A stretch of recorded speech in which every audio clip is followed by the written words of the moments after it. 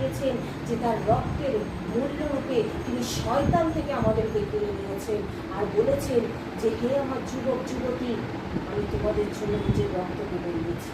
তাই ঈশ্বরের প্রেমের জন্য আমরা যেন আগে এগিয়ে আসতে পারি। হয়তো আমরা পারবো না অধিক কিছু করতে, কিন্তু ঈশ্বরের রাজ্যের জন্য যেন একটুকুনি হলেও আমরা করতে পারি। কেননা এখানে আমরা যা কাটবো ওখানে গিয়ে আমরা তাই করব। যদি আমাদের এখানে ফসল যদি ভালো হয়, আমাদের ওখানে গিয়ে ফলনও ভালো হবে। এখানকার ফসল যদি আমাদের পচে যায়, ওখানে গিয়ে আমাদের নরক যন্ত্রণা ভোগ করতে হবে। এখানে যদি আমরা পরিবার, শাশুড়ি বৌমা, যদি ভাই ভাইয়ের মধ্যে, যদি স্বামী স্ত্রীর মধ্যে প্রেমের বন্ধন না থাকে, তাহলে আমাদের প্রভু আমাদেরকে ওখানে স্থান দেবেন না। তাই আমরা যেন সর্বপ্রথমে শুধু পরিবারের সঙ্গে নয়, যেন পাড়া প্রতিবেশী, আশেপাশে প্রত্যেক মানুষের সাথে প্রেমের বন্ধনে যেন মিলিত হতে পারি।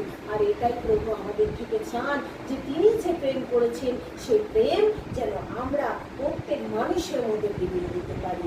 তাই তো ঈশ্বরের বাক্য এখানটাই বলছে যে প্রেম কখনো শেষ হয় না, কিন্তু যদি ভাববাণী থাকে তাহার লোভ হইবে, যদি বিশেষ বিশেষ ভাষা থাকে সে সকল শেষ হইবে, যদি জ্ঞান থাকে তাহারও লোভ হইবে। কেননা আমরা কত অংশে জানি এবং কত অংশে ভাববাণী বলি, কিন্তু যাহা পূর্ণ তাহা আসিলে যাহা অংশ মাত্র তাহার লোভ হইবে। আর যখন প্রভু যীশু খ্রিস্ট আসবেন, তখন তিনি দেখবেন না কে ভাববাণী বলে, কে ভাষা বলে, কে বাইবেল ভালো পড়তে পারে, কে ভালো কারোর জন্য কেঁদে প্রার্থনা করতে পারে, কি কেউ কারোর জন্য অবিরত প্রায়শ্চিত্ত উপবাস করতে পারে।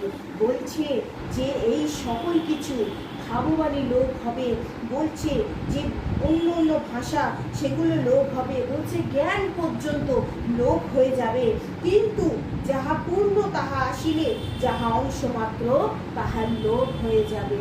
আর যদি তোমার মধ্যে প্রেম থাকে, আমার মধ্যে প্রেম থাকে, তাহলে যিনি আসবেন স্বর্গ হইতে, সেই ইম্মানুয়েল যীশু খ্রিস্ট, তিনি আমাদের এইগুলো লোভ হয়ে গেলেও যেটা অংশ মাত্র, যে প্রেম আমি তোমার মধ্যে বিলিয়েছি, কি তার মধ্যে বিলিয়েছি, এইগুলো থেকে যাবে, কিন্তু সমস্ত কিছু বাকি আর লোভ হয়ে যাবে, বিলিয়ে যাবে। কেননা যদি তোমার মধ্যে প্রেমই না থাকে, তাহলে তুমি কি করে পবিত্র আত্মার বরদান পাবে? তুমি কি যিশুকে বললেই সে তোমাকে দিয়ে দেবে? না, যিশু আগে বলবে তুমি কি তার সাথে প্রেমের বন্ধনে মিলিত হয়েছে, আগে প্রভু প্রশ্ন করবে। আমার জীবনে সব থেকে বড় একটা কাজ, যেটা আমি ভালো করে আমার এখনো মনে পড়ে, যখন 2016-তে আমি যখন পবিত্র আত্মার বরদান পাই,